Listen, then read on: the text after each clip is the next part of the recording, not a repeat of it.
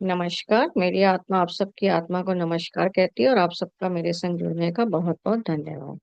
आज हम श्लोक करेंगे अगला वाला 17, 18, 19 से लेके 25 तक।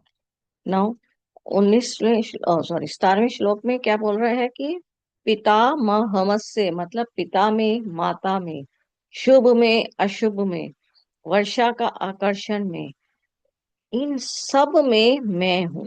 राइट। फिर प्रलय से पहले, प्रलय के बाद, प्रलय के बाद और प्रलय के बीच की जो अवस्था है वो भी मैं हूँ। राइट।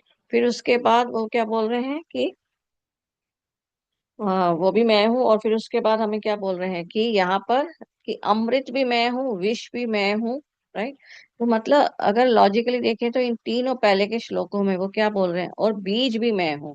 तो सभी में मैं हूँ। और हमने अब जान लिया है कि इस मैं का मतलब क्या है, आत्मा। तो आत्मा से मतलब क्या हो गया, चेतना। तो वो क्या बता रहे हैं कि इसलिए पिता में, माता में, शुभ कार्य में, अशुभ कार्य में मैं हूँ। मतलब चेतना कभी हम नीचे होती है हमारी, कभी चेतना हमारे शरीर में ऊपर होती है। ठीक है।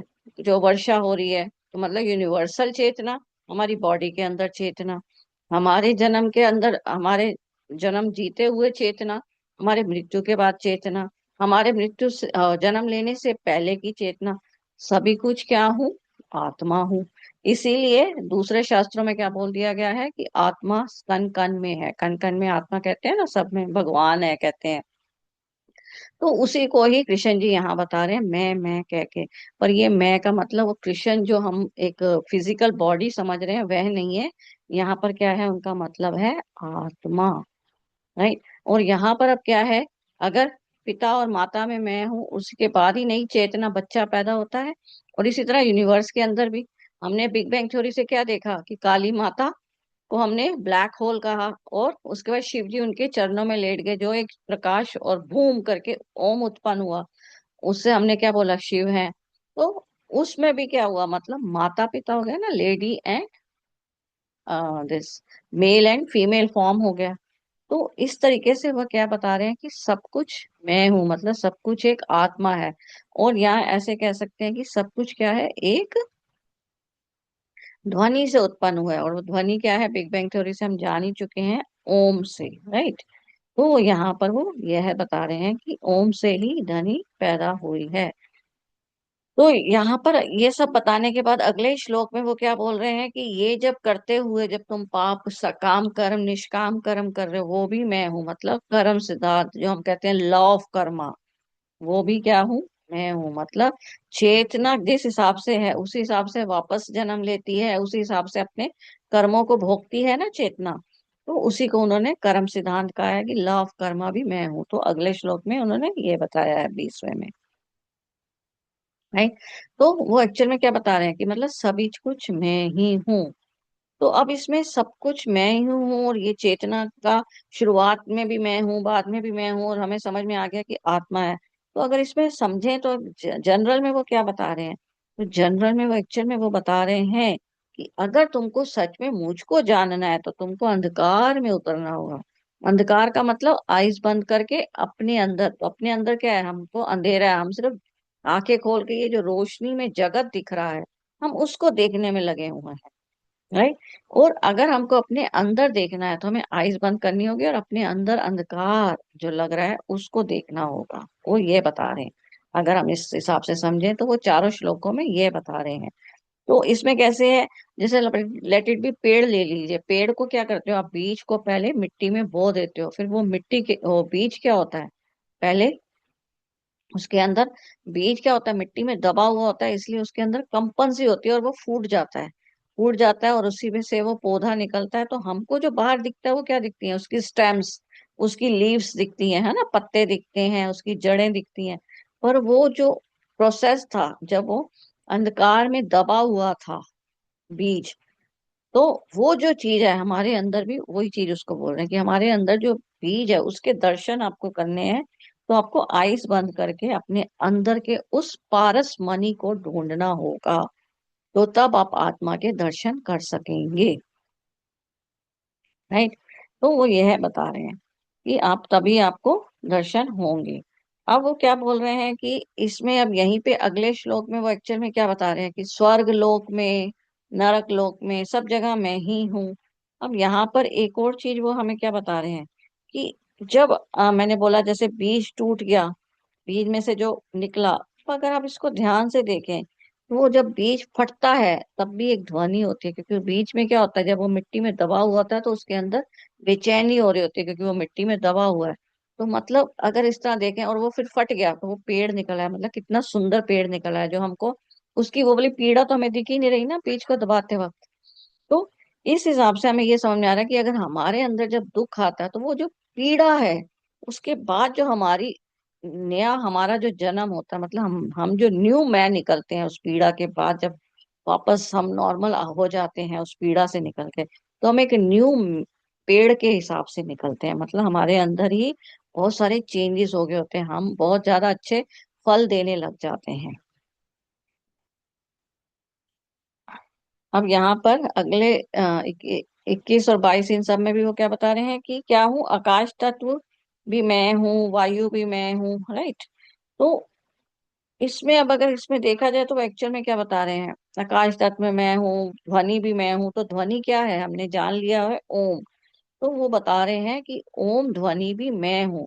तो ओम क्या है, आ यू म, आ उ म, इंग्लिश में बोल देते हैं ना AUM।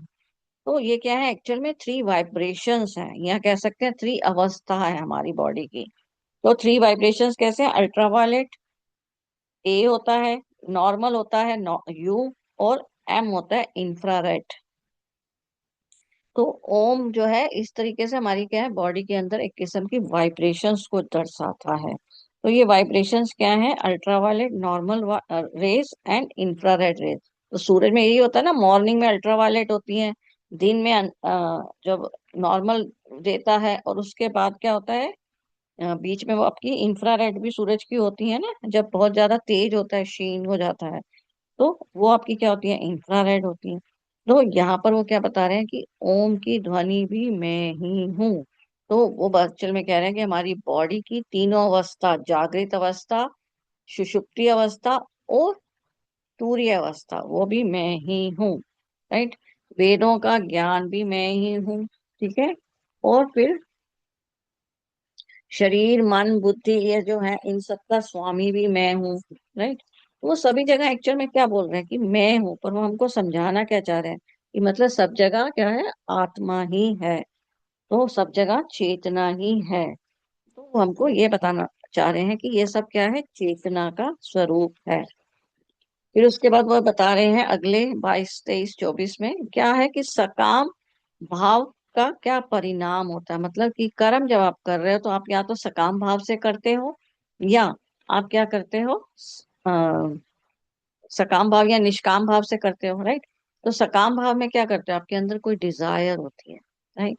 और सकाम भाव को कर्म करते हुए भी आपके अंदर क्या होती है, एक तो होती है प्रत्यक्ष कामना, या आपके अंदर क्या होती है, प्रत्यक्ष कामना, या दूसरी होती है परोक्ष कामना।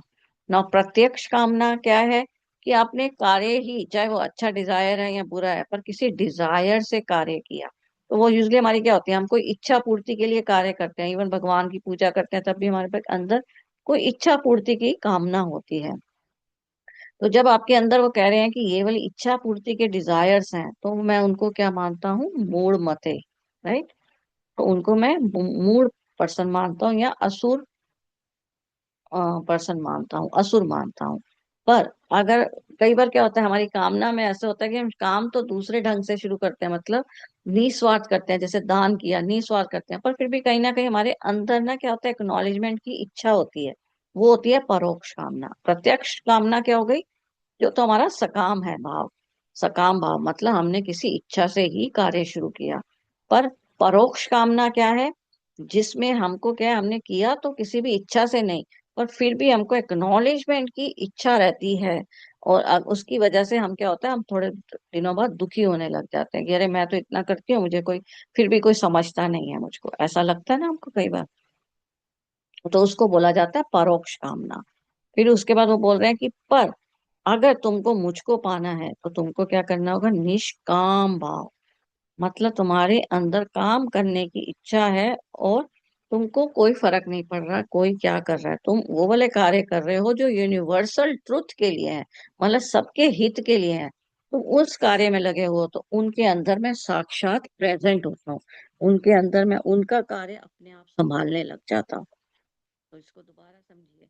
जो कार्य हम हमेशा क्या करते हैं, हमेशा कार्य हम किसी ना किसी स्वार्थ के लिए करते हैं, हमारे अंदर छोटा सा कोई स्वार्थ छुपा होता है। तो वो कह रहे हैं जब टोटली वो स्वार्थ खत्म है और टोटली यूनिवर्सल ट्रुथ के लिए आप कार्य कर रहे हैं, तब उस पर्सन के अंदर मैं साक्षात आ जाता हूँ। फिर उसको अपनी सुख सुविधाओं और इन सब के लिए कोई जरूरत नहीं है, जिसको हम कहते हैं ना स्वर्ग। स्वर्ग में दिखाते क्या, हमें यही पिक्चर दिखाते हैं ना कि सब कुछ है, नृत्य कर रही हैं अप्सराएं, सोमरस हो रहा है, वो सब हो रहा है। तो दिखा क्या रहे हैं, जो आप यहाँ पर ये सब इच्छाओं के लिए तो कर रहे हैं, है ना, इन्हीं सब इच्छाओं के लिए तो कर रहे हैं। तो यहाँ पर सोम रस से क्या मतलब होता है, स्वयं का रस। जो हम लोगों ने अभी क्या मान लिया, सोम रस एक नशा है जैसे, पर यहाँ पर भगवान सोम रस को क्या बोल रहे हैं, स्वयं का रस। अब ये सोम रस वैसे क्या है एक्चुअल में, सोम फली नाम की एक जड़ी बूटी होती है, तो उससे उन्होंने सोम रस को उससे लिंक कर दिया, पर अदरवाइज सोम रस क्या है, स्वयं का रस, जहाँ पर भगवान जी जो हमें बता रहे हैं। ठीक है। अब 22वें श्लोक में भगवान जी क्या बोल रहे हैं कि अब ये सब जब आप कर रहे हो तो आपके अंदर जब ये वाली इच्छा हो गई कि आपको कि अपने आप ही मिल जाएगा, अगर आप इस भाव से कार्य कर रहे हो तो आपका ऑटोमेटिकली उसमें कृष्ण जी हैं। और हम लोग यूजली क्या करते हैं, मंदिर जाते हैं या कीर्तनों में जाते हैं, किसी भी जगह जाते हैं, हम एक भाव से जाते हैं कि हमारा पुण्य कमाएंगे। तो वो क्या बोल रहे हैं कि तुम यूनिवर्सल ट्रुथ के लिए जाओ, पुण्य पाप कमाने के हिसाब से नहीं जाओ। पुण्य कमाओ या पाप कमाओ, पर आप क्या हुआ, कर्म बंधन में फंस ही रहे हो ना, क्योंकि आपको कुछ ना कुछ तो रिटर्न बैक मिलेगा ही मिलेगा। तो आप इस माया से, वो कह रहे हैं कि बाहर आओ, सिर्फ श्रद्धा भाव रखो। राइट। तो वो क्या चाह रहे हैं कि सिर्फ श्रद्धा भाव रखो। तो यहाँ पर अभी हम मेन समझें तो उन्होंने हमको एक्चुअल में क्या बता दिया कि पूरा संसार जो है वो आत्मा मतलब एक चेतना से चल रहा है, चाहे वो यूनिवर्सल चेतना हो या हमारे अंदर बॉडी की चेतना हो। राइट। और एक ओम ध्वनि है, जिसको हम जब आईज बंद करेंगे अपने अंधकार में उतरेंगे तो हमको अपने अंदर भी वो ओम अनहद नाद सुनाई देगा। सूरज के अंदर भी नासा ने भी मतलब मशीनें लगा के चेक किया था, उसके अंदर से ओम ओम की आवाज आ रही है। और जब हम भी अपना मन शांत करके अपनी आईज बंद करेंगे और हम उसको जब सुनेंगे तो वो ही हमको आवाजवानी अपने अंदर भी सुनाई देगी। उसको हम बोलते हैं अनहद नाद। तो यहाँ पर एक्चुअल में वो हमें ओम का रहस्य बताना चाह रहे हैं, जिसमें वो बोल रहे हैं कि आप एक जागृत अवस्था में होते हो, आप सुषुप्ति अवस्था में होते हो, और आप ही तूर्य अवस्था में चले जाते हो।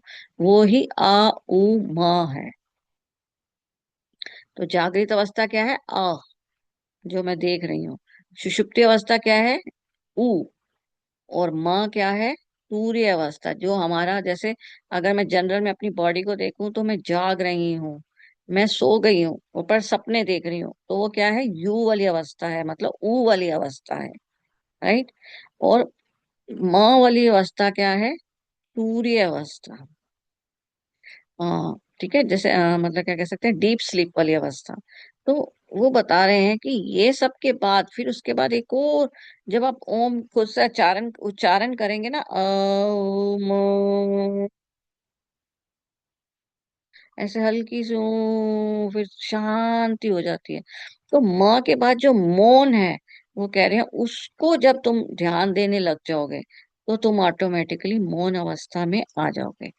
तो एक्चुअल में हमने इनको शॉर्ट फॉर्म में इन सब को समझा है, तो इसी को ही हम डिस्क्रिप्शन में कल देखेंगे कि ओम का एक्चुअल में रहस्य क्या है और ये तीनों अवस्था क्या है, तूर्य अवस्था, जागृत अवस्था और सुषुप्ति अवस्था। तो आज के लिए इतना ही, बहुत बहुत धन्यवाद।